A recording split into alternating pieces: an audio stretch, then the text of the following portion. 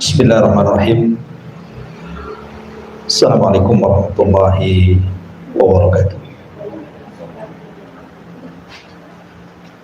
Alhamdulillah wassalatu wassalamu ala Rasulillah wa ala alihi wa sahbihi wa mawalah wa la hawla wa la quwata illa billahi wa ba'd.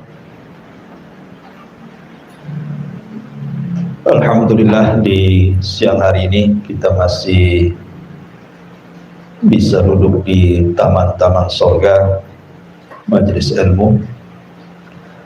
Salawat dan salam kita hadiahkan kepada Rasul kita Nabi besar Muhammad sallallahu alaihi wa ala alihi wasallam. Kita masuk pada bab ke-32, bab tentang takut hanya kepada Allah subhanahu wa ta'ala. Ma'asyiral muslimat yang dimuliakan Allah subhanahu wa ta'ala, terkadang dalam kehidupan kita ini ada hal-hal yang banyak kita takuti. Ada orang yang takut tidak bisa makan, ada orang yang takut akan masa depan dia dan anak-anaknya, ada orang yang takut tidak dapat pekerjaan, ada yang takut apabila dikeluarkan dari pekerjaan, atau mungkin lebih daripada itu, takut kepada berhala, kepada selain daripada Allah subhanahu wa ta'ala, dan begitu seterusnya. Jadi bab ini akan mengarahkan kepada kita tentang menempatkan rasa takut hanya kepada Allah subhanahu wa ta'ala. Allah subhanahu wa ta'ala berfirman tepat pada surah Al-Imran ayat 175. Innama dzalikumus syaitanu yukhawwifu awliya'ah fala takhafuhum wa khafuni in kuntum mu'minin. Sesungguhnya mereka tidak lain hanyalah setan-setan yang menakut-nakuti kalian dengan kawan-kawannya. Oleh karena itulah maka janganlah kalian takut kepada mereka, tapi takutlah kepada Aku, kata Allah, jika kalian benar-benar orang yang beriman kepada Allah subhanahu wa ta'ala. Ayat ini sebenarnya didahului dengan ayat sebelumnya,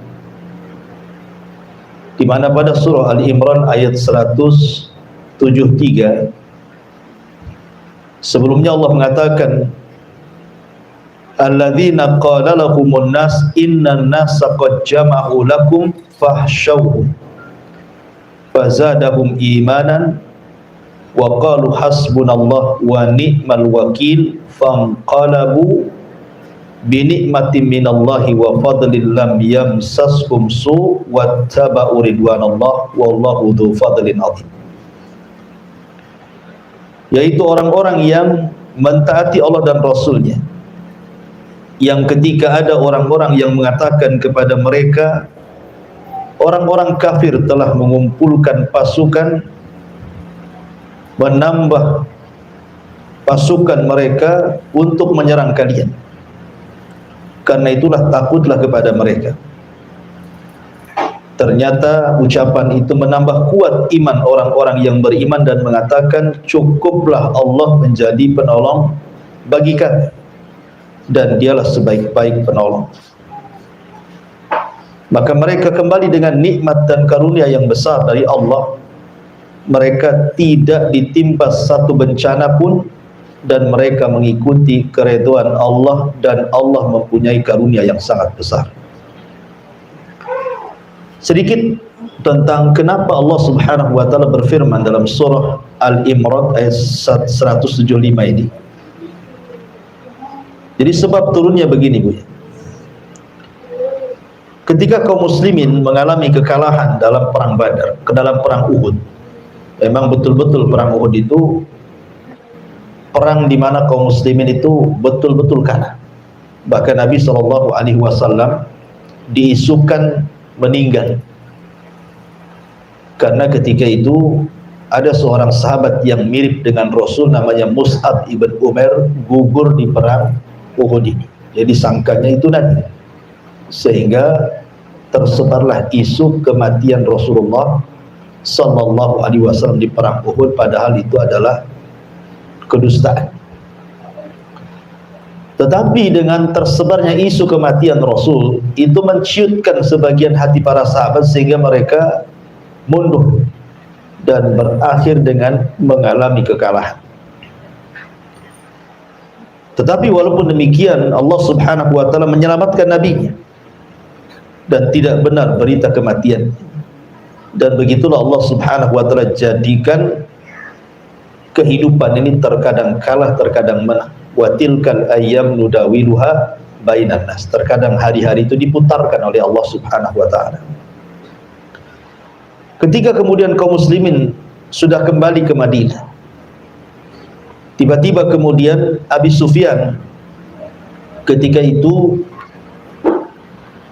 bicara kepada Abdul Qais, dan Abdul Qais ini seorang pedagang yang selalu berangkat dari Mekah ke Madinah. Jadi Abi Sufyan mengatakan, dan Abi Sufyan itu tokohnya orang Quraisy ketika itu belum masuk Islam, dan dia yang memimpin perang Uhud. Kata Abi Sufyan, "Ndak kemana kau Abdul Qais?" Kata Abdul Qais mengatakan, "Kami dan beberapa teman kami akan pergi ke kota Madinah." Kemudian kata Abi Sufyan, "Maukah engkau menyampaikan berita dariku kepada Muhammad? Mau enggak? Nanti ku berikan engkau imbalan." Akhirnya kemudian Abdul Qais dan kawan-kawannya sepakat mau. Akhirnya berangkatlah 3 orang ini dari Mekah menuju kota Madinah. Nah, kemudian ketika Nabi SAW sampai di sebuah tempat namanya Hamra al-Asad, itu kepulangan dari Uhud, tiba-tiba kemudian utusan Abi Sufyan, Abdul Qais dan kawan-kawan ini menemui Rasul sebelum masuk Madinah, ketemu di Hamra al-Asad. Kemudian menceritakan pesan dari Abi Sufyan bahwa dia dan orang-orang musyrik Quraisy akan datang menyerbu dengan lebih banyak lagi pasukan dibandingkan di perang Uhud, bahkan akan menghabisi Rasul dan seluruh para pengikutnya. Maka Nabi SAW kemudian mencontohkan di hadapan para sahabat bahwa ancaman seperti itu tidak perlu gentar, tidak perlu takut, karena kemenangan itu bukan karena banyak jumlah atau kekuatan, tapi kemenangan itu datang dari Allah. Sehingga Rasul mengatakan, hasbunallah wa ni'mal wakil, cukuplah Allah sebagai pelindung kita dan dia adalah sebaik-baik pelindung. Maka para sahabat ketika Rasul mengucapkan kalimat itu semakin teguh keimanannya. Tapi rupanya apa yang dijanjikan Abi Sufyan bahwa mereka akan mempasukan besar tidak menjadi kenyataan, hanya gertak saja. Bahkan pasukan yang dibawa tidak banyak, bahkan mereka yang kemudian lari tunggang langgang kembali ke Mekah. Dari sini Allah Subhanahu wa taala katakan, sesungguhnya mereka itu tidak lain hanyalah setan-setan yang menakut-nakuti kalian dengan kawan-kawannya dari orang-orang musyrik Quraisy. Oleh karena itulah jangan kalian takut kepada mereka, tetapi takutlah kepadaku jika kalian benar-benar orang yang beriman. Jadi di sini orang-orang kafir Quraisy hendak menakut-nakuti Nabi dan para sahabatnya dengan pasukan yang banyak, persenjataan yang kuat, dan perlengkapan perang yang cukup, dan bisa mengalahkan Nabi dan para sahabatnya. Tentu kalau ini didengar oleh orang-orang munafik ataupun orang-orang yang lemah imannya, setelah mereka mengalami kekalahan tentu mereka akan ciut nyarinya. Tapi Nabi SAW berusaha menanamkan rasa takut hanya kepada Allah. Jangan sampai kalian takut kepada mereka orang-orang kafir. Takutlah kepada Allah Subhanahu wa taala. Dari situlah maka ketika Nabi SAW memberikan contoh bahwa kita tidak boleh takut kepada manusia tapi takutlah kepada Allah, barulah para sahabat kemudian semakin kuat keimanannya. Ma'asyiral muslimat yang dimuliakan Allah Subhanahu wa taala. Inilah contoh Rasul sallallahu alaihi wasallam memberikan keteguhan kepada para sahabat untuk jangan takut kecuali kepada Allah. Dan Al-Qur'an itu kita ambil bukan karena sebab turunnya, tetapi karena umum lafadznya. Jadi syaitan itu memang sejak diciptakan dan menjadi musuh bagi manusia, memang dia selalu menakut-nakuti kita. Salah satu contohnya adalah, ibu bisa buka Al-Baqarah ayat 268. Allah Subhanahu wa taala berfirman, "Asy-syaitanu ya'idukumul faqra wa ya'murukum bil fahsyah wallahu ya'idukum maghfiratan minhu wa fadla wallahu wasi'un alim." Syaitan itu senantiasa memberikan was-was kepada orang-orang yang hendak berinfak, bersedekah, berzakat. Jangan lakukan, karena engkau akan mengalami kefakiran. Jadi syaitan itu menjanjikan kefakiran, bahkan memerintahkan kalian untuk berbuat kejahatan, sementara Allah Subhanahu wa taala menjanjikan kepada kalian ampunan dan karunia, karena Allah maha luas pengetahuan. Imam Nawawi rahimahullahu taala mengatakan, laisa lisyaitan silahun 'alal insan.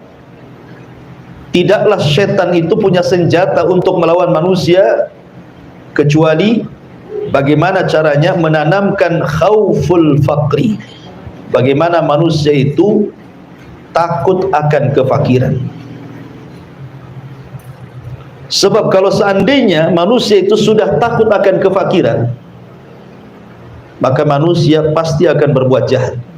Dan itu senjata syaitan untuk menakut-nakuti. Sebelum dia berbuat jahat, ditakut-takuti kefakiran. Makanya kenapa Nabi SAW mengajarkan satu doa, Allahumma inni a'udzubika minal kufri wal faqri wa adzabil qabri. Ya Allah, aku berlindung kepadamu dari kekufuran dan kefakiran serta azab kubur. Memang ada hadis yang ma'ruf di masyarakat, kadal faqru an yakuna kufran. Terkadang kefakiran itu dekat kepada kekufuran. Hadis ini tidak benar, hadis ini dhaif, ya. Akan tapi secara makna memang benar, bahwa orang-orang fakir itu mudah meninggalkan kewajiban, bahkan bisa meninggalkan agamanya. Dulu kita dapat cerita kan, gara-gara sebungkus sepermi orang bisa murtad. Zaman dulu, ya. Kalau sekarang nggak mulai sebungkus ya. Kalau sekarang pabriknya baru murtad, dikasih pabrik. Jadi kadang-kadang kefakiran itu bisa mengakibatkan kekufuran, bisa meninggalkan agama. Bahkan terkadang dia bisa murka kepada Allah Subhanahu wa taala, menyalahkan Allah seolah-olah ujian dari Allah itu bagikan azab bagi dia. Makanya Nabi mengajarkan satu doa agar kita berlindung dari kefakiran dan juga kekufuran. Nah, di antaranya adalah ketakutan manusia kepada kefakiran ini mengantarkan kepada mencari pekerjaan haram. Karena dipikirnya bahwa mencari yang halal itu sulit. Sementara dia harus makan, sementara keluarganya harus makan, anak-anaknya harus makan dan juga harus sekolah. Akhirnya dia tidak peduli dengan bagaimana cara mencari harta. Makanya kenapa Nabi SAW sudah bersabda 14 abad yang silam itu, sayati alaikum zaman, akan datang zamannya kata Rasul, la yubalil mar'u bima akhadal mal. manusia sudah tidak akan peduli bagaimana cara mengambil harta, karena takutnya miskin. Sementara rasa takut ini adalah was-was yang dibentuk oleh syaitan untuk menakut-nakuti manusia, sehingga rasa takut yang dalam kepada kefakiran itu akhirnya mengantarkan mencari barang-barang atau pekerjaan-pekerjaan yang diharamkan Allah Subhanahu wa ta'ala. Ataupun mungkin kefakiran ini juga bukan hanya sekedar mengantarkan kepada mencari hal-hal yang kemudian diharamkan dari pekerjaan, terkadang juga sampai kepada membatasi keturunan. Ingat, Nabi SAW mengatakan, tazawwajul walud wal wadud fa inni mukathirun bikumul umam yaumal qiyamah. Kata Rasul, nikahilah wanita yang tukang beranak dan juga penyayang kepada suami. Kemudian Rasul mengatakan, karena saya akan berbangga dengan banyaknya umat pada hari kiamat. Tapi ada sebagian orang yang kemudian berpikir, kalau banyak anak ini, gimana cara ngasih makan? Gimana nyekolahkannya? Takut dia, takut masa depannya. Pada Allah Subhanahu wa ta'ala mengatakan, nahnu narzukukum wa iyyahum, kami loh yang kasih rezeki kalian dan juga anak-anak kalian. Kenapa mesti pusing?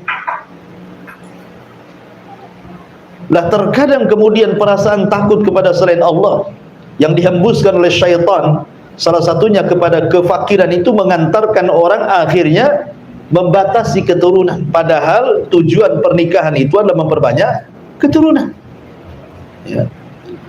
Kemudian juga yang ketiga, terkadang juga banyak akhirnya kemudian anak-anak muda terhalang dari menikah. Alasannya belum ada pekerjaan, alasannya belum mapan, alasannya nanti saya kasih makan apa istri saya, gitu. Padahal Allah Subhanahu wa ta'ala jelas-jelas yang mengatakan bahwa iyakunu fuqara yughnihimullah. Kalau kalian fakir, nanti Allah kasih kekayaan. Dulu kita saja atau ibu-ibu dulu kan waktu menikah dengan suami ibu, awal-awal nikah kan banyak yang nggak punya rumah tuh. Tapi seiring dengan waktu, awalnya nyewa, akhirnya cari lahan, atau mungkin nyicil beli rumah, punya rumah. Yang nggak punya kasur sendiri beli kasur, punya kulkas, punya ini, punya itu, akhirnya lengkap satu rumah kan. Lah siapa yang kasih itu kalau bukan karena Allah Subhanahu wa ta'ala? Dan itu sekali lagi bahwa itu adalah syaitan. Syaitan membisikkan di telinga anak-anak muda supaya menjauhi pernikahan, supaya tabatul, sehingga disuruh maksiat kepada Allah Azza wa Jalla. Karena kalau dia tidak menikah, dia tidak bisa melampiaskan nafsunya kepada yang dihalalkan, akhirnya melakukan hal-hal yang diharamkan Allah Azza wa Jalla. Dari sinilah kemudian Allah mengatakan, ya'idukumul faqra wa ya'murukum bil fahsya. Setan menjanjikan kefakiran, habis itu memerintahkan untuk berbuat kerusakan. Kemudian juga termasuk juga karena takut kefakiran, terkadang ada orang-orang tua yang punya anak gadis, gitu ya. Ketika sudah waktunya menikah, terkadang dia pilih-pilih jodoh tuh anak.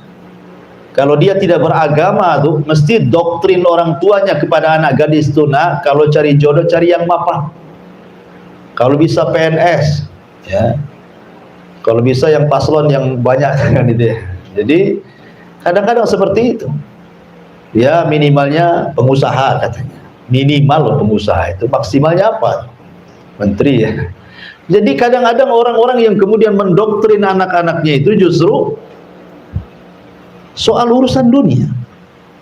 Padahal kita tahu bahwa kenikmatan berumah tangga itu bukan disebabkan karena kekayaan. Bukankah Rasul yang mengatakan ketika memilih kriteria itu, kata Rasul, fadfar bidzatid din taribat yadak, ambil yang baik agamanya. Ambil yang baik agamanya, karena anak gadis kita itu akan melahirkan cucu kita. Cucu kita akan melahirkan cicit kita, dan itu aset bagi kita setelah kematian kita. Mereka yang mendoakan kita. Kalau orang-orang yang kaya belum tentu sayang dengan orang tuanya, jangankan lagi meninggal setelah kematian kita, masih hidup ketika sudah tua saja boro-boro gitu ya. Kenapa? Karena yang menggerakkan anak sayang kepada orang tua itu agama, bahwa ketika dia birrul walidain itu sebuah pahala. Makanya gara-gara kemudian waswas syaitan, akhirnya banyak kemudian orang-orang yang justru menjodohkan anak-anaknya dengan dilihat barometer kekayaan bukan dari agama. Atau terkadang juga karena takut fakir, banyak kemudian wanita-wanita yang kemudian mengambil tempat pekerjaan laki-laki. Dulu kita belum pernah lihat ada pom bensin itu yang layan perempuan kan Bu, pom bensin yang laki-laki. Nah, sekarang yang di pom bensin itu banyak perempuan gitu, laki-lakinya terusir sedikit demi sedikit Bu. Yang saya khawatirkan nanti tukang bangunan pula perempuan semua, ya kan, repot itu nanti. Pemborongnya perempuan, tukangnya perempuan, helpernya perempuan. Nah laki-laki kerja apa? Suruh mancing, gitu kan. Jadi itu akibat apa? Karena takut fakir. Kemudian gaya hedonis dipertontonkan dengan sinetron-sinetron yang isinya di rumah-rumah megah, gedong, belum lagi artis kalau ngupload video itu, wah semua kekayaannya, mobilnya, istananya, semuanya. Akhirnya orang-orang miskin menghayal kapan sekaya dia gitu. Sehingga kurang bersyukur. Padahal Nabi SAW mengatakan, "Umdzuru ila man huwa asfala minkum wa la tangdzuru ila man huwa fawqakum." Lihat ke bawah kalau urusan dunia, jangan lihat ke atas, pegel. Ya. Karena kalau banyak lihat ke atas itu syukurnya sedikit jadi. Kemudian dan itu akibatnya akhirnya banyak perempuan-perempuan yang kemudian tidak punya aturan cara mencari pekerjaan karena berpikir kehidupan dia macam mana, masa depan dia macam mana. Orang tua saya sudah miskin, saya masih miskin lagi. Padahal belum tentu. Betapa banyak orang-orang susah kemudian dipinang orang kaya jadi kaya ya dia. Itu siapa yang berkehendak? Allah Subhanahu wa taala. Dan belum tentu orang kaya juga senang hidupnya. Hanya zahirnya saja dia senang. Ya, karena bagaimanapun kesenangan itu datang dari hati dan itu pemberian dari Allah Subhanahu wa taala. Kemudian juga akibat kemudian bagaimana syaitan merongrong manusia untuk menakut-nakuti, dicintakan dengan harta dan ditakutkan dengan kematian. Bagaimana orang itu dicintakan dengan harta kemudian ditakutkan dengan kematian, akhirnya dia pun melanggar syariat dan mengikuti perintah syaitan. Ya. Kembali kepada tema bahwa di sini Allah Subhanahu wa taala menjelaskan tentang bagaimana kedudukan takut. Takut itu sebuah ibadah. Pada bab sebelumnya kita menjelaskan tentang al-mahabbah. Maka bab sekarang menceritakan tentang al-khauf. Ya. Kenapa di sini mu'alif rahimahullahu taala ingin menjelaskan tentang rukun-rukun ibadah hati. Jadi rukun ibadah hati itu ada 3 Ibu ya. Pertama al-mahabbah, perasaan cinta. Yang kedua al-khauf, perasaan takut. Yang ketiga ar-raja, perasaan mengharap. Ibadah itu harus didasari dengan cinta, jangan terpaksa. Ibadah itu harus didasari dengan takut supaya terangsang terus untuk melakukan ibadah. Ibadah itu harus didasari dengan harapan. Dengan adanya harapan berarti makin kita ini semangat untuk beribadah, karena di balik ibadah ada sorga, ada kenikmatan dan begitu seterusnya. Itu disebut arkan, rukun-rukun ibadah hati. Dan rukun-rukun ibadah hati lebih mulia dibandingkan ibadah zahir. Ibadah hati itu jauh lebih mulia dibandingkan ibadah yang nampak. Gerakan-gerakan, bacaan-bacaan itu. Kenapa? Karena yang merangsang gerakan ibadah, gerakan dan ibadah bacaan itu adalah hati. Salat itu kan gerakan, tetapi yang paling penting itu khusyuknya. Khusyuk itu dalam hati. Karena percuma kalau hanya gerakan saja. Betapa banyak Allah menolak gerakan-gerakan salat yang tidak khusyuk, tidak tumakninah, asal bergerak saja. Karena inti ibadah itu dalam hati. Kalau hatinya baik, semua gerakannya baik. Kalau hatinya tidak baik, maka gerakannya pun tidak baik. Itu yang disabdakan Nabi SAW. Sedikit bicara takutnya. Takut itu ada 4 macam. Takut itu ada 4 macam. Yang pertama, takut kepada Allah yang sudah saya jelaskan. Tidak boleh takut kecuali kepada Allah. Tidak boleh takut kecuali kepada Allah. Dan ini takut ibadah, namanya takut tauhid, berpahala. Waliman khafa maqama rabbih jannatan. Bagi orang yang takut kepada Rabbnya, maka dia dapat 2 surga. Yang kedua namanya al-khaufu atau khaufus sir. Rasa takut yang terselubung dalam hati.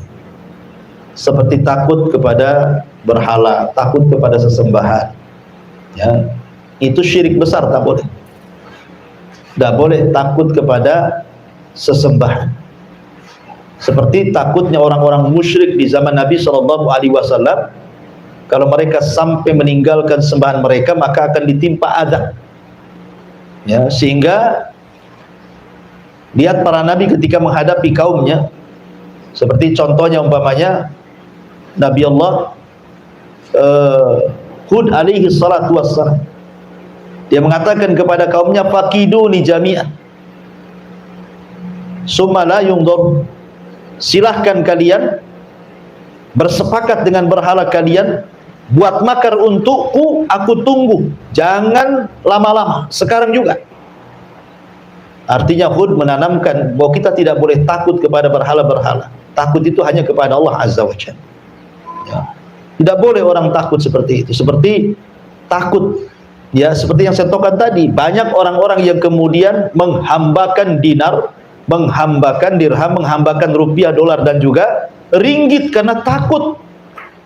Takutnya itu takut tidak makan, takut tidak terlaksana keinginan dia, cita-cita dia, sehingga dia hambakan duit itu. Hari-hari dari pagi sampai pagi dia cari duit. Dia lupa sholat, lupa zakat, lupa segala-galanya. Dia menghambakan uang. Oh, sekarang kan berhalanya uang. Handphone berhalanya sekarang, ya, bukan batu lagi. Kadang-kadang sibuk main handphone, padahal sudah datang waktu duhur, tidak peduli dengan duhur tuh. Dengan asar tidak peduli, dengan maghrib, pokoknya nongkrongnya di handphone. Jadi berhala tuh handphonenya jadinya kan. Ini kalau kemudian dia lebih takut kepada selain Allah Azza wa Jalla dibandingkan takut kepada Allah, oh hati-hati. Ya, ini takut sir, ini syirik, kesyirikan, tidak boleh. Jadi ma'asyiral muslimat yang dimuliakan Allah Azza wa Jalla, ataupun datang ke kuburan-kuburan orang soleh, ke kuburan orang-orang soleh itu, dia takutnya kepada kuburan itu melebihi takut dia kepada Allah. Itu juga bisa mengantarkan kepada kesyirikan kepada Allah Azza wa Jalla. Kemudian yang ketiga, takut tapi tidak sampai syirik. Cuman rasa takut ini mengantarkan akhirnya meninggalkan yang wajib atau melaksanakan yang haram. Contoh, ibu diancam sama suami, ya, kau jangan sholat, nah itu ya. Akhirnya ibu takut, betul-betul tak sholat. Kenapa tak sholat? Takut sama suami. Kalau saya sholat, saya dipecat katanya kan, saya ditalak, saya takutlah katanya. Atau dalam sebuah perusahaan, aturan perusahaan tidak boleh ada sholat. Akhirnya kemudian orang tidak mau keluar dari perusahaan itu. Jadi ketika ditanya, kenapa kau tidak keluar dari perusahaan itu? Ya, bukankah di perusahaan itu ketat tidak boleh sholat? Takut saya kalau keluar nggak ada kerjaan lagi, ya nggak apa-apalah kan itu ya. Akhirnya rasa takutnya meninggalkan yang wajib dan mengerjakan yang haram. Nah, ini takut haram, tidak sampai syirik, ya, takut haram. Dan yang terakhir tentu disebut dengan takut tabiat. Ya wajar ibu takut diancam orang, ya, ada preman ngancam kita takut, itu tabiat. Ya, takut sama buaya, apalagi buaya darat gitu ya kan. Jadi kalau memang takut seperti itu tabiat, tidak ada masalah. Tapi yang jelas bahwa dari semua takut itu yang paling utama takutlah kepada Allah Subhanahu wa taala. Kemudian dalil yang kedua, Allah Subhanahu wa taala berfirman, "Innama ya'muru masajidallah man amana billahi wal yaumil akhir wa aqama as-salata wa ata az-zakata wa lam yahsha illallah fa asa ulaika an yakunu minal muhtadin." Orang-orang yang memakmurkan masjid-masjid Allah hanyalah orang-orang yang beriman kepada Allah dan hari akhir, serta mendirikan salat, menunaikan zakat, dan tidak takut kepada siapapun selain kepada Allah.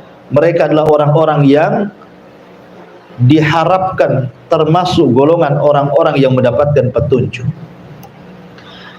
Dalam ayat yang kedua At-Taubah 18 ini, Allah Subhanahu wa taala ingin menjelaskan kepada kita bahwa orang-orang yang memakmurkan masjid itu ada dua macam.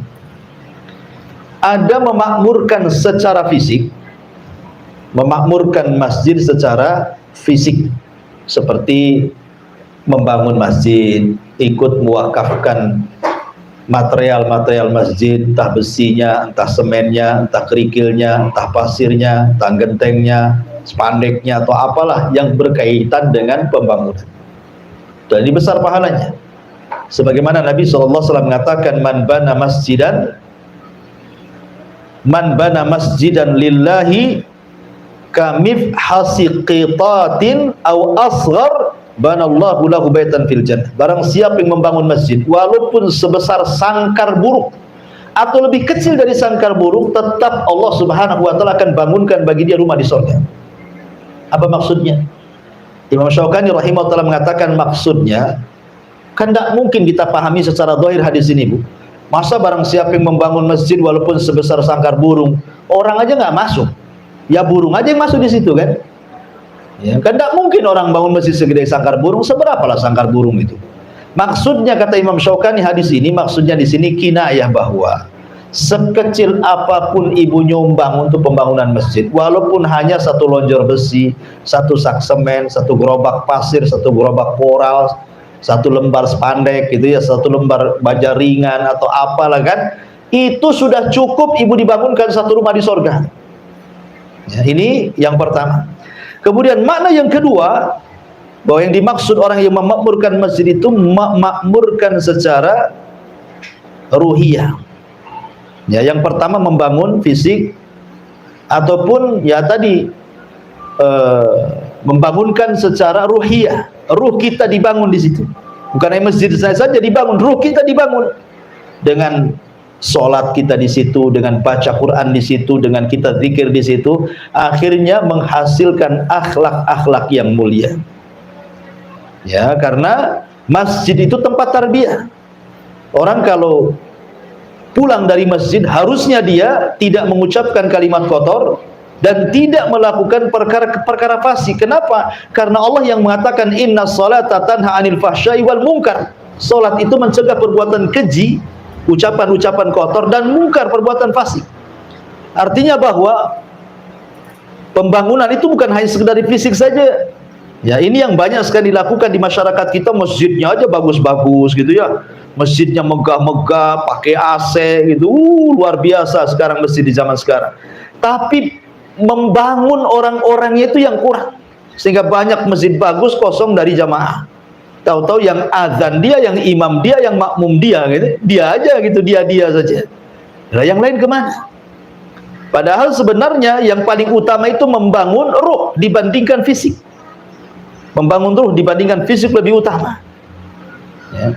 Tapi juga bagaimanapun dua-duanya juga utama. Makanya Allah Subhanahu wa taala mengatakan orang-orang yang memakmurkan masjid-masjid Allah itu ya orang-orang yang beriman kepada Allah dan hari akhir, melaksanakan salat, menunaikan zakat, dan yang paling penting syahidnya di sini walam yahsya illallah, walam yahsya illallah, dan dia tidak takut kecuali kepada Allah Azza wa Jalla. Kalimat yahsya itu beda dengan al-khauf. Kalau pada ayat yang pertama Ali Imran ayat 175, Allah membahasakan takut itu dengan kalimat al-khauf. Tetapi dalam surah At-Taubah ayat 18 Allah membahasakan takut itu dengan kalimat khasyah. Apa bedanya al-khauf dan khasyah? Kan kalau diterjemahkan ke bahasa Indonesia kan sama-sama takut.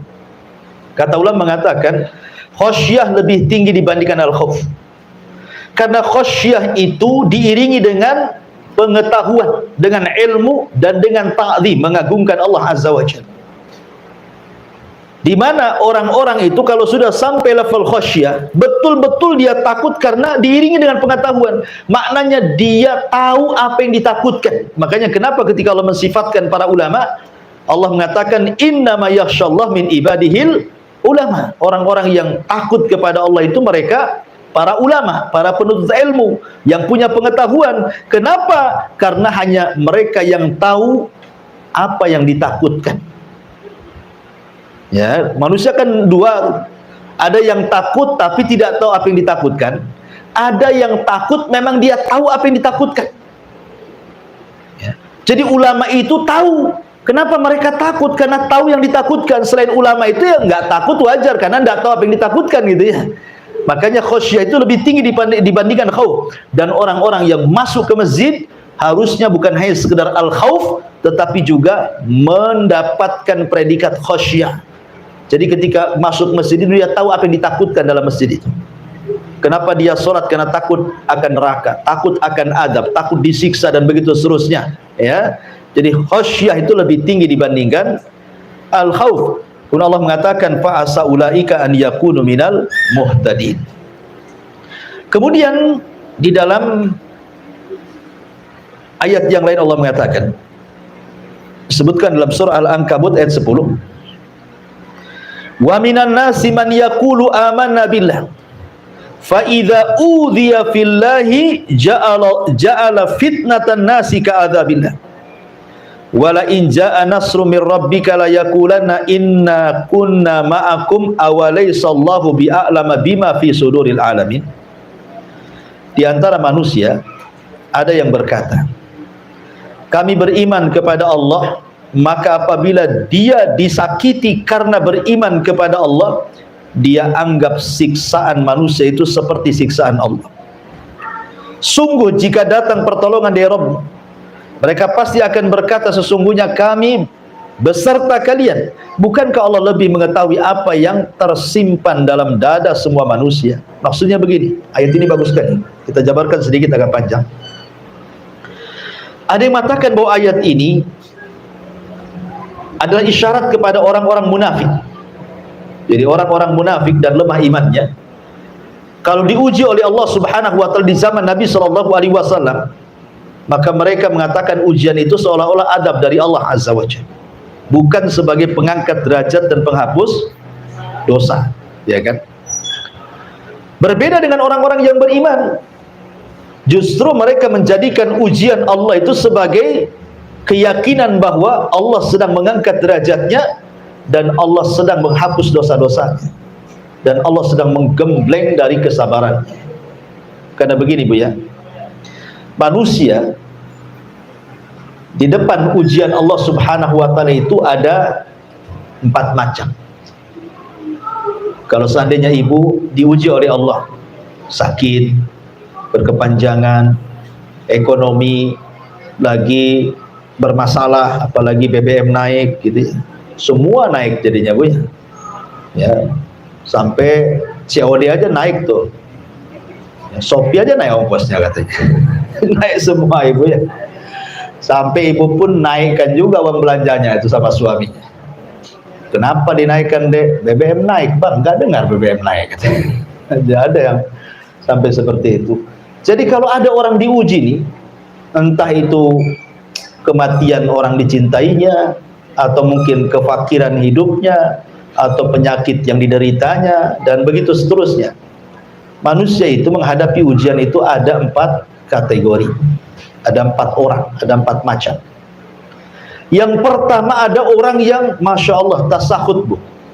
Tasakhut itu artinya enggak redho dengan ujian, enggak ikhlas dengan musibah.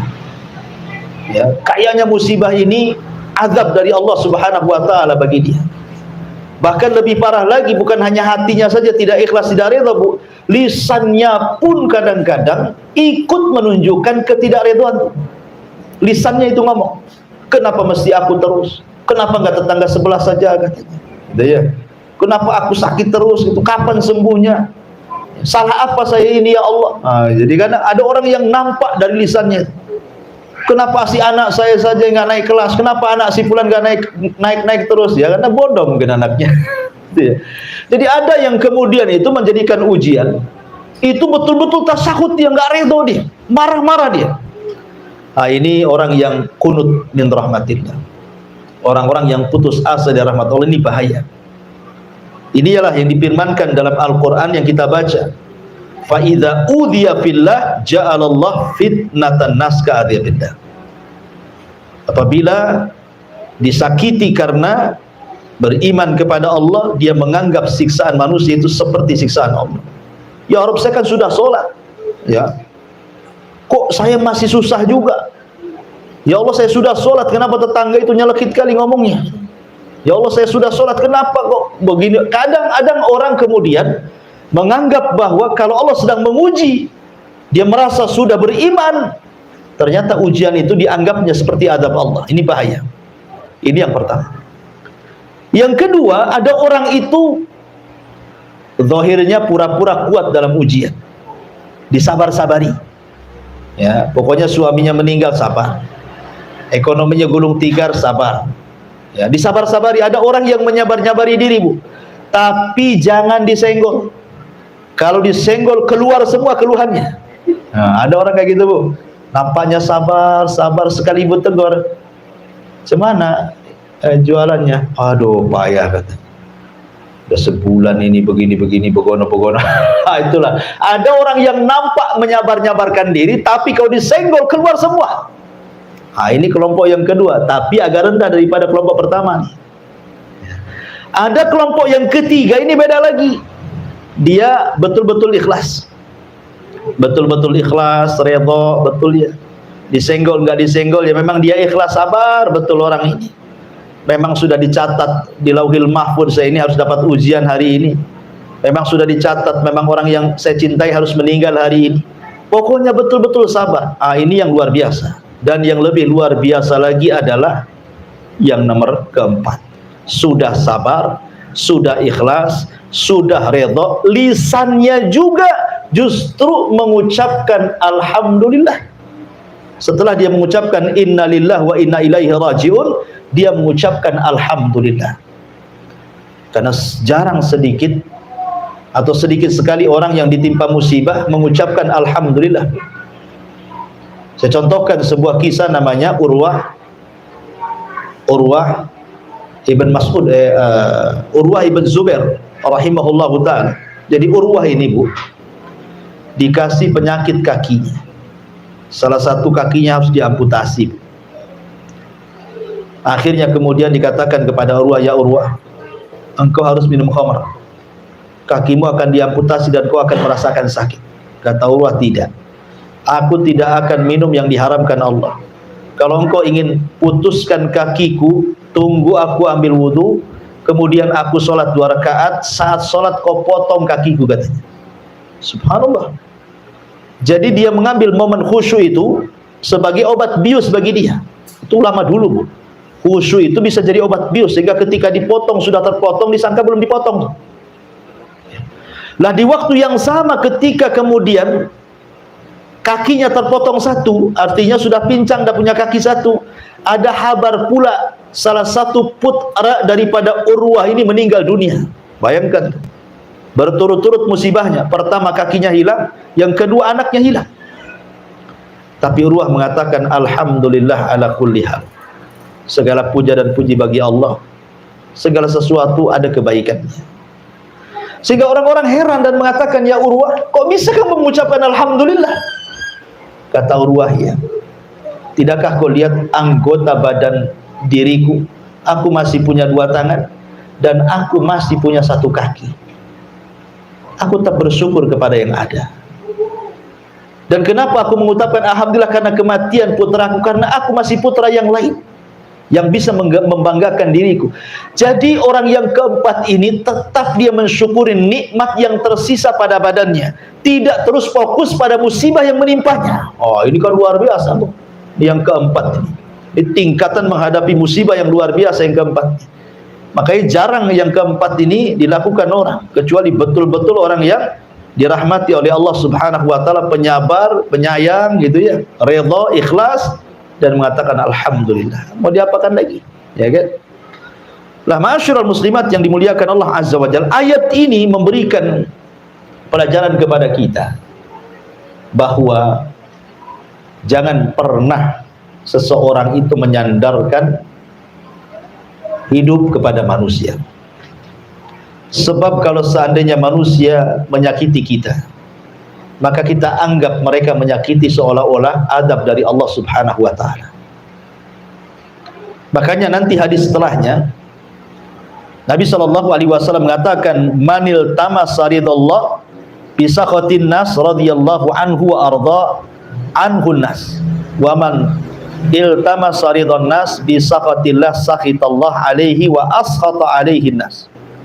Barang siapa yang mencari keridhaan Allah walaupun membuat orang marah, maka Allah akan redha kepadanya.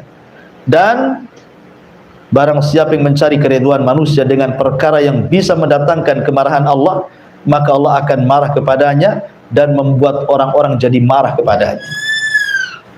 Jadi memuliakan diri sendiri, jangan pernah menyandarkan kepada orang lain. Sebab kalau seandainya orang ini kemudian terputus dari kita, itu sakitnya itu luar biasa, dan dianggap ini ujian terberat bagi dia, dan ini azab yang Allah timpakan kepada dia. Saya contohkan dari sejarah, Bu ya. Nabi SAW ketika pulang dari Taif, Rasul pulang dari Taif, dikiranya kan di Mekah dia sudah tidak bisa lagi berdakwah, karena 18 kabilah sudah mengancam dia akan dibunuhnya kalau dia tetap berdakwah di Mekah. Terpaksalah Rasul harus cari areal baru, berangkat ke Taif dengan harapan para pembesar Taif mau melindungi Rasul dan mau bisa tinggal di Taif sambil melanjutkan dakwah tauhid. Rupanya pembesar-pembesar Taif seperti Abdu Al-Layali, kemudian Al-Habib Ibn Amr, kemudian Mas'ud Ibn Amr, 3 tokoh Taif ini betul-betul mengusir secara telak kepada Rasul. Baru datang sudah diusir. Tidak cukup diusir, dilempari batu. Tidak cukup dilempari batu, anak-anak sudah 6 duri. Tidak cukup itu, dicaci maki oleh wanita-wanita Taif. Nabi SAW harus kemana coba? Ke Mekah tidak bisa masuk karena diancam dibunuh. Mau masuk Taif lagi tidak bisa karena dilempari batu. Tetapi tidak pernah keluar dari lisan Nabi SAW sebuah kata-kata bahwa ujian ini merupakan azab dari Allah. Rasul tidak pernah mengatakan, ya Allah, apakah ini balasan orang yang mengemban risalah? Contohnya umpamanya, ya Allah, apakah begini orang-orang yang kemudian mengemban kenabian dan kerasulan? Kenapa mesti aku yang disakiti? Kenapa tidak mereka saja? Kenapa mesti aku seperti ini? Rasul tidak mengatakan seperti itu. Tapi subhanallah, Nabi SAW mengajarkan kepada kita sebuah doa saat disakiti orang Taif itu. Apa kata Rasul? Allahumma ilaika ashku dha'fa quwwati wa qillati hilati wa hawani 'alan nas. Kata Nabi SAW, ya Allah, aku hanya mengadu kelemahan kekuatanku, sedikit pengalaman dakwahku, dan terasa hinanya diriku di atas manusia. Tetapi Rasul mengatakan, illam takun alayya sakhatun fala ubali. Kalau memang illam takun alaika, kalau memang engkau tidak murka kepadaku, kalau memang peristiwa seperti ini bukan kemurkaanmu kepadaku, kalau memang mereka melempari batu kepadaku, mencaci maki aku, ini bukan bentuk kemurkaanmu kepadaku, kata Rasul, fala ubali, aku nggak peduli. Ya. Mereka mau ngomong apa, mau melempari batu, mau menyakiti saya, terserah, asal ini bukan bentuk kemarahanmu kepadaku.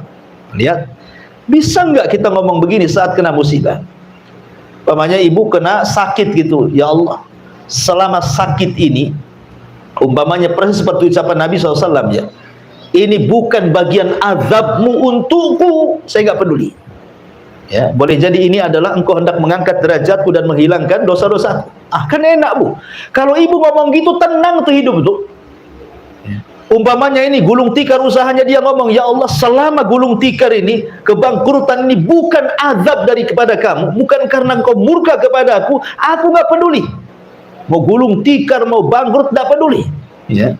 Yang penting afiataka, karuniamu, maafmu lebih luas kau berikan kepada aku.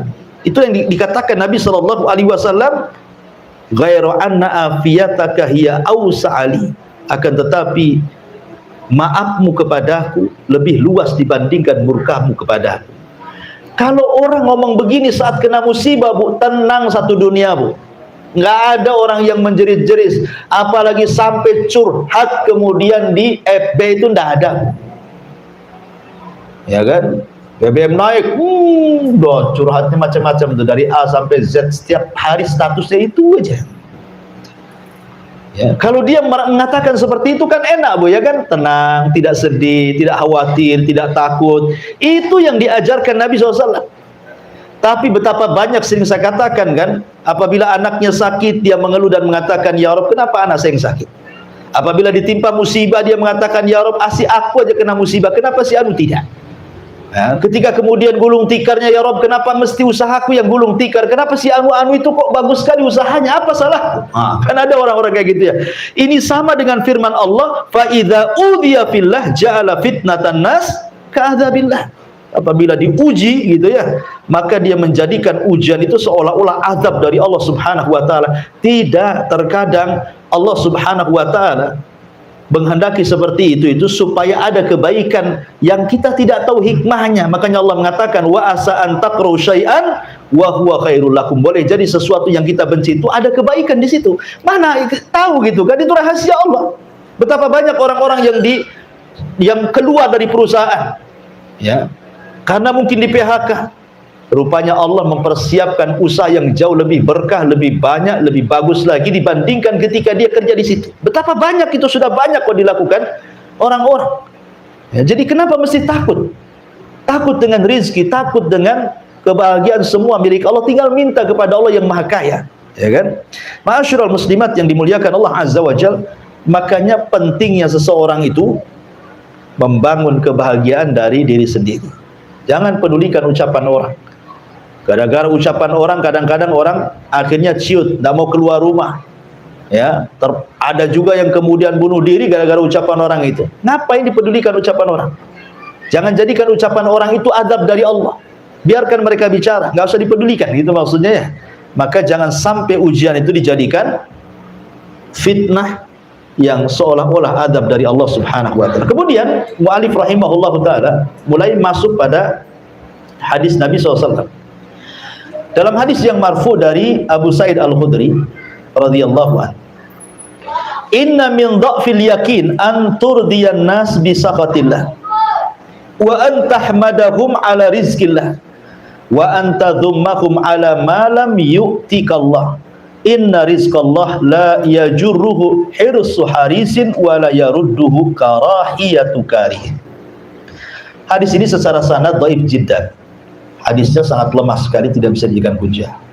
Akan tetapi boleh jadi mungkin ini dikatakan mauquf kepada perkataan Abdullah ibn Mas'ud radhiyallahu anhu, yang kurang lebih semana dengan perkataan ini. Sesungguhnya di antara bentuk lemahnya iman adalah mencari keridhaan manusia dengan melakukan perkara yang bisa mendatangkan kemurkaan Allah.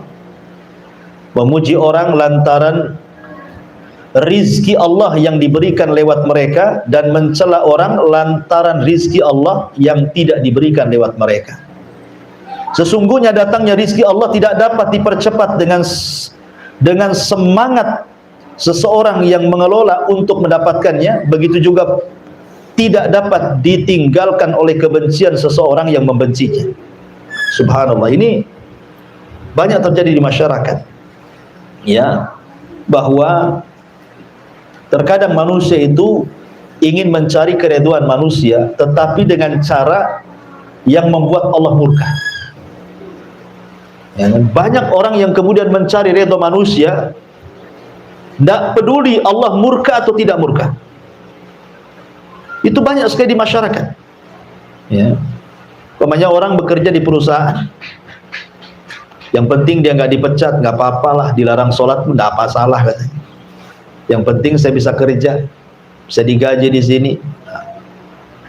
Kadang-kadang seperti itu. Atau masuk kerja dengan cara nyogok, dengan cara rasuah gitu ya, kecuali ngambil hak ya, dengan cara rasuah nggak peduli. Jadi jangan kemudian mencari redha orang dengan kemurkaan Allah Subhanahu wa taala, atau mungkin sebaliknya. Karena namanya manusia itu tidak semua suka dengan kita, tidak semua benci dengan kita. Makanya hati para ulama, hati orang-orang mulia itu adalah hati yang tidak berubah. Kalau ibu ini orang berakal, orang mulia, jangan pernah merubah hati gara-gara celaan, dan juga jangan pernah merubah hati gara-gara pujian. Bagi ibu pujian dan celaan sama saja.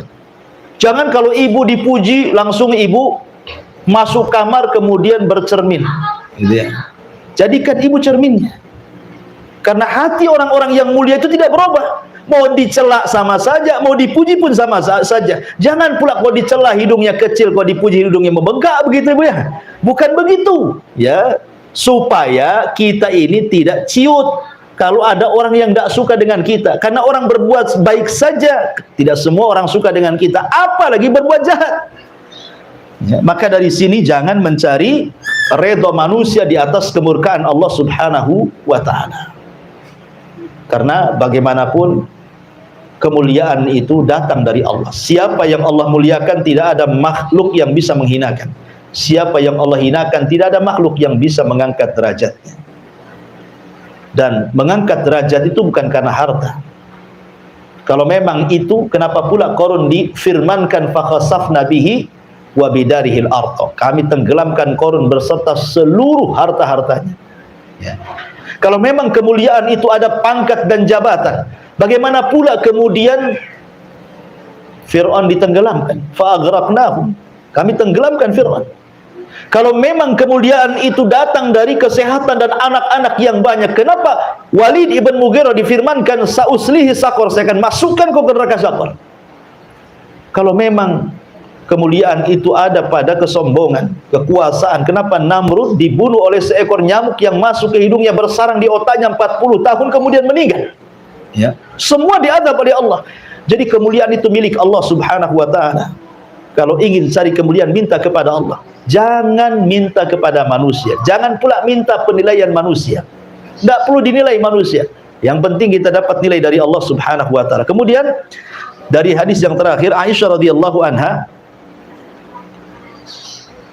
menuturkan bahwa Nabi SAW bersabda, "Manil tamassaridallah bisakhatin nas, radhiyallahu anhu wa ardahun nas wa arda anhun nas." Barang siapa yang mencari keridhaan Allah walaupun membuat orang marah, maka Allah akan redha kepadanya dan membuat orang-orang jadi redha kepadanya. Tapi sebaliknya, waman iltamasa ridwan nas bisaqatillah sakhitallahu alaihi wa ashata alaihin nas. Barang siapa yang mencari keridhaan manusia di tengah-tengah kemurkaan Allah, maka Allah murka kepadanya dan Allah akan buat manusia murka kepadanya. Sebenarnya perkataan Aisyah radhiyallahu anha ini adalah balasan surat kepada gubernur, kepada seorang sahabat namanya Muawiyah ibn Abi Sufyan ketika menjadi gubernur di Syam. Jadi Muawiyah bin Abi Sufyan ini mengirim surat kepada Aisyah radhiyallahu anha, "Wahai Aisyah ummul mukminin, berikan nasihat pendek kepadaku. Berikan wasiat pendek, nasihat pendek kepadaku." Maka Aisyah radhiyallahu anha kemudian menulis dari Aisyah ummul mukminin kepada Muawiyah bin Abi Sufyan, "Amma ba'du, aku sesungguhnya mendengar sabda Nabi sallallahu alaihi wasallam, barang siapa yang mencari keridhaan Allah walaupun membuat orang marah, maka Allah akan ridha kepadanya dan membuat orang akan ridha kepadanya. Dan barang siapa yang mencari keridhaan manusia dengan perkara yang mendatangkan kemarahan Allah, maka Allah akan murka kepadanya dan Allah akan jadikan manusia juga murka kepadanya." Jadi ini isi surat kepada Muawiyah dari Aisyah radhiyallahu anha ummul mukminin. Dan dari sini ada pelajaran bahwa sekali lagi jangan pernah takut kecuali kepada Allah. Katakan ibu yang benar walaupun manusia marah. Selama perkataan ibu ini hak, ibu mengajak dakwah kepada tauhid keluarga, walaupun satu keluarga benci sama ibu, tidak ada masalah. Ya, umpamanya ibu ada keluarga yang masih awam terhadap tauhid, masih syirik, masih datang ke dukun, masih percaya tangkal, masih percaya dengan nenek moyang, ibu dakwai mereka. Nggak boleh ini syirik, nggak boleh ini berselisih kepada sunnah. Akhirnya ibu dibenci sama keluarga, nggak apa-apa. Yang penting ibu dapat keridhaan Allah Azza wa Jalla. Daripada ibu diamkan, yang penting keluarga dekat dengan ibu tapi keluarga syirik dibiarkan. Janganlah nanti kalau saya kasih tahu nanti pula saya pula nanti jauh dari keluarga. Itu namanya mencari keridhaan manusia di atas kemurkaan Allah tuh. Ya, sampaikan yang benar, qulil haq walau kana murra. Sampaikan kebenaran walaupun itu pahit rasanya. Kadang-kadang menyampaikan yang hak itu memang perlu pengorbanan. Ya, perlu pengorbanan. Ya, terkadang konsekuensinya tadi akhirnya dijauhi orang, akhirnya dibilang macam-macam. Nabi loh dibilang gila, penyair, tukang tenun, penyihir. Gara-gara apa? Menyampaikan tauhid, menyampaikan yang benar. Yang penting Allah redha, sekalipun satu dunia benci, tidak ada masalah. Itulah perkataan Nabi SAW tadi, illam takun alayya sakhotun fala ubali, selama engkau tidak murka kepadaku, aku gak peduli. Ya, itulah yang harusnya jadi prinsip hidup bagi kita semua. Wallahu alam. Ini yang bisa sampaikan dari bab yang ke-32, takut kepada Allah. Silakan kita buka tanya jawab.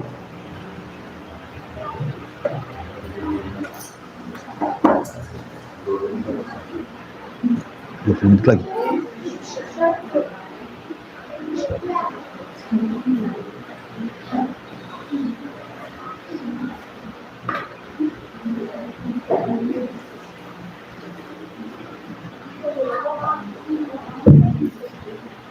Assalamualaikum warahmatullahi wabarakatuh. Ya, waalaikumsalam warahmatullahi wabarakatuh. Ustaz, Ana mau tanya, kalau kita nggak bisa mengatakan itu azab dari Allah, salahkah kita mengatakan mungkin ini teguran dari Allah gitu, atau kodar Allah gitu? Oh, kalau ibu disakiti orang, kemudian ibu ngomong, ini bukan Pak. apa? Kemarin kan Ana jatuh, gitu. Kecelakaan ya. Terus Ana bilang, ini mungkin teguran dari Allah gitu. Terus udah, karena kawan-kawan punya kok bisa jatuh, Ana sendiri nggak tahu kenapa bisa jatuh, tapi Ana udah gimana ya, rasanya itu udah balik kayak gitu. Pas berdiri, motor Ana nggak kenapa-kenapa, tapi kaki sampai begini gitu. Tiba-tiba jatuh. Terus Ana menjawab, kodar Allah aja gitu. Ya nggak apa-apa, memang benar. Karena ada hadisnya yang mengatakan, ihris ala ma yanfa'uka wasta'in billah. Ihris ala ma yanfa'uk. Carilah apa yang bermanfaat bagi hidup. Mintalah pertolongan kepada Allah. Dan jangan katakan, kata Rasulullah, wala taqul law fa'altu kadza lakana kadza wa kadza. Kata Rasul, jangan katakan kalau saya tidak melakukan, kalau saya melakukan ini, kalau seandainya saya tidak melakukan ini, tentu akan terjadi ini dan itu. Tidak akan terjadi ini dan itu. Kalau saya tidak melakukan ini dan itu, saya tidak mungkin terjadi ini dan itu. Seperti kalau saya tidak jalan ke sana, mungkin saya tidak jatuh. Kalau saya tidak jalan ke sini, mungkin saya tidak selamat. Itu tidak boleh.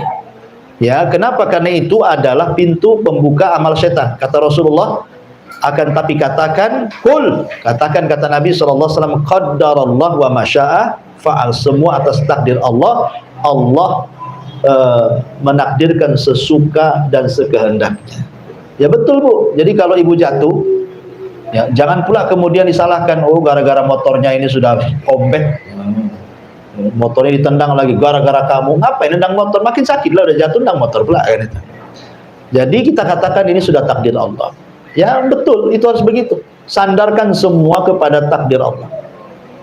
Supaya apa Bu? Supaya tenang, supaya gak kecewa.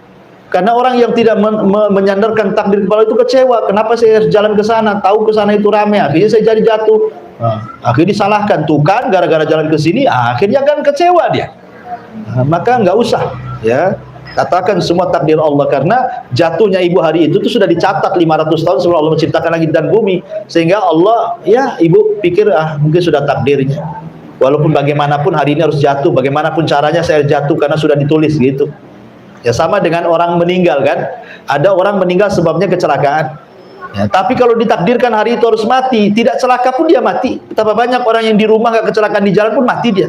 Memang sudah takdirnya, itu sebab jalan aja dia meninggalnya seperti itu. Ya.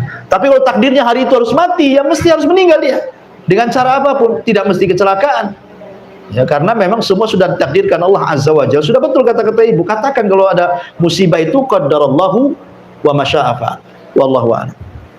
Ada lagi Pak Ustaz, Iya. bagaimana cara kita menyikapi teman kalau misalkan ada teman yang lain kena musibah gitu, terus dia itu ngomongnya biarin itu aja dari Allah gitu.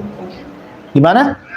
Misalkan nih ada teman mendengar kabar ada teman lain gitu kena musibah gitu, terus teman yang ini tadi bilang biarin itu aja dari Allah gitu. Enggak boleh. Masa ada orang kena musibah doakan jelek, itu biarin asap itu. Memang kayak gitu. Ibu, jangan ibu ya, kita doakan yang baik gitu, ibu ya. Kita sering Iya, itu nggak boleh bu. Akhlak seorang muslim nggak boleh mendoakan keburukan. Dan kita tidak tahu itu namanya suudzon sama kawan, bu.